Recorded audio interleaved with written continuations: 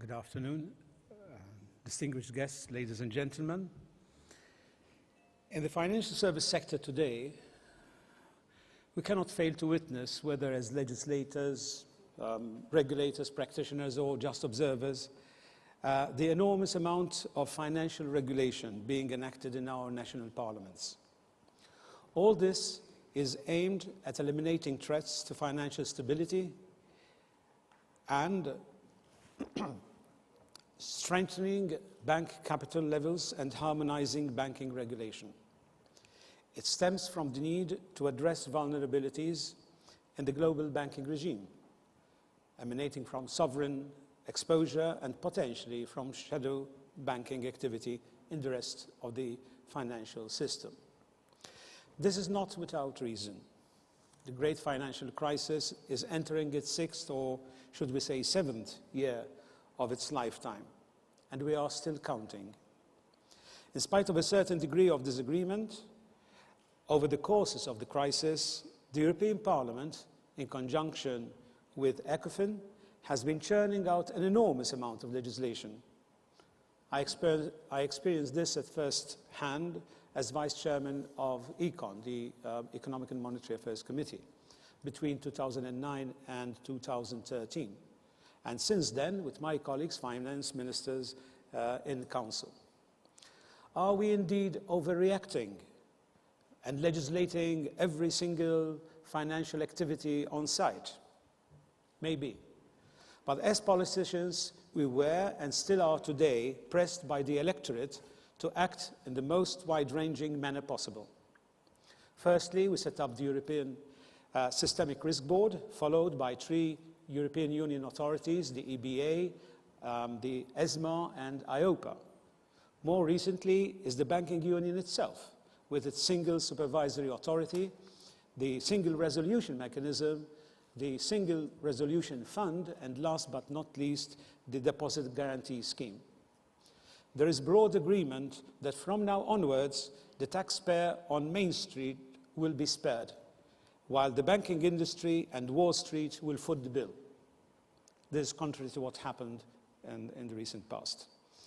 It comes as no surprise that the financial service industry, on its part, is setting aside significant resources as investment in terms of time, capital, and human resources to cope with these new regulations. As the asset management industry faces new requirements through the forthcoming AIFM and ME directives, the banking sector is preparing itself with CRD4 in its stride, while the insurance industry has finally sees more clarity on Solvency II, and it has now a 2-year time frame with which to embrace the challenge for day one compliance. In parallel, we now have the FATCA regime introduced by the US, as well as the Anti-Money Laundering Fraud Directive. All these developments practitioners have but to follow closely, because if they won't do it, it would be at their peril. It would be interesting at this stage to sit back and ask how Malta fared and is faring throughout all this. I should start by stating that the financial service sector in Malta was not affected by the financial crisis.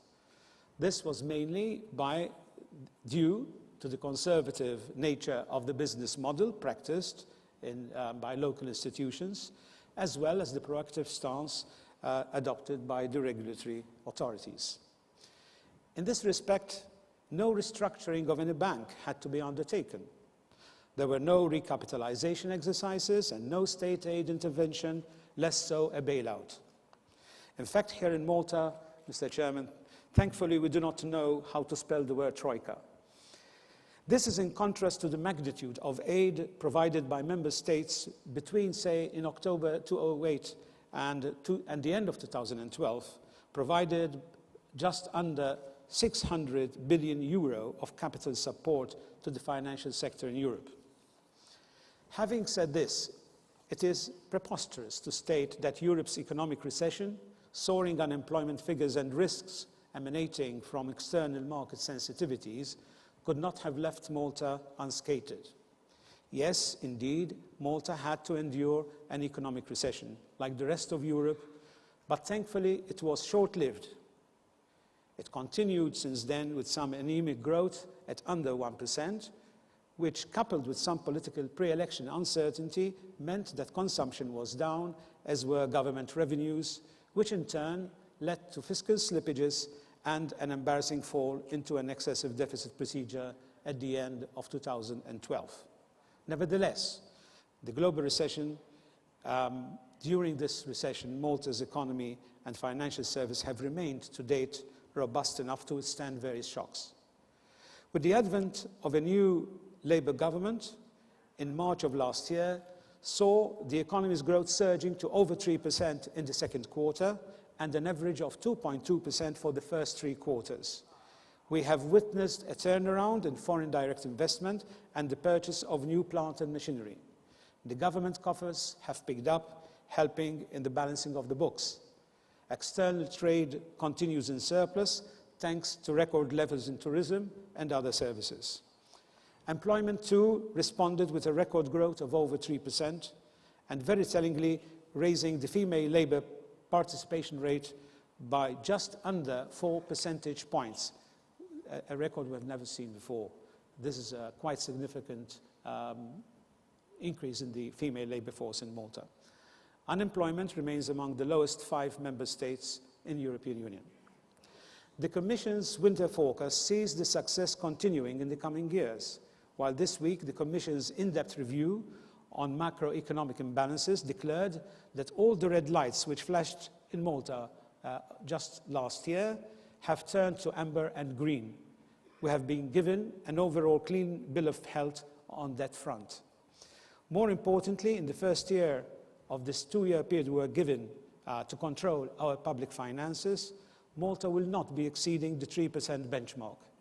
Neither we will be doing this year and the coming years as well. We don't foresee, because this is a solid commitment to the electorate and to the Commission, that we do not exceed the 3% deficit.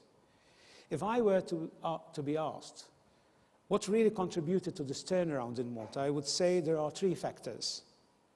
First and foremost is the government's clear roadmap for business, that we will do whatever is possible to remove any obstacles in the way of doing business in Malta, whether these are bureaucratic procedures or worse, corruption. Secondly, I would say that this surge in economic activity came about because Prime Minister Muscat's government takes decisions.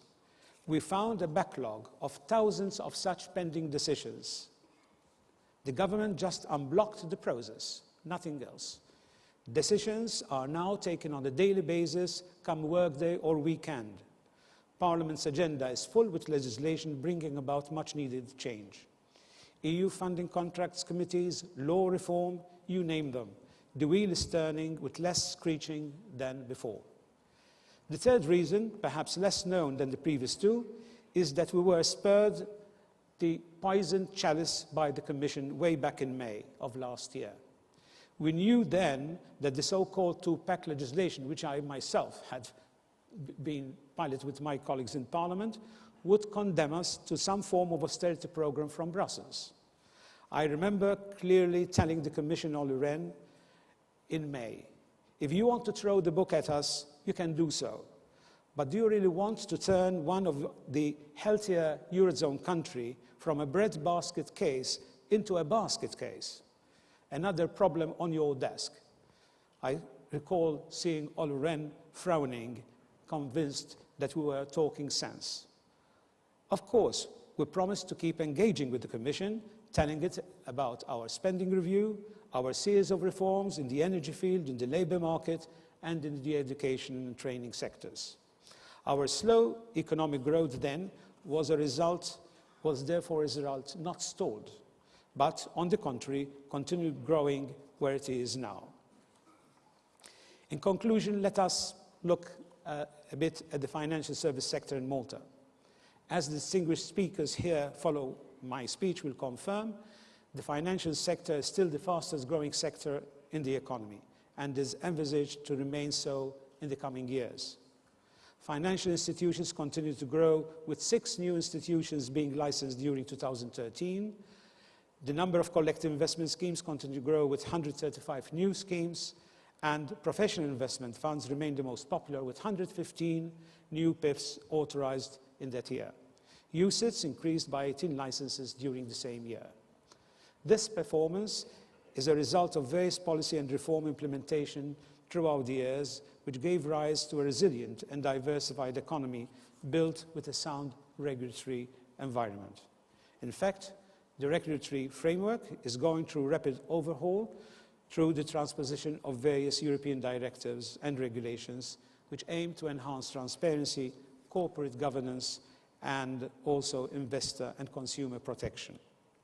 Notwithstanding this, it is imperative to continue addressing the economic challenges in order to maintain a stable and growing economy, because this sector generates further employment in financial intermediation services and also in direct employment in other professional business sectors, such as the legal and accounting professions.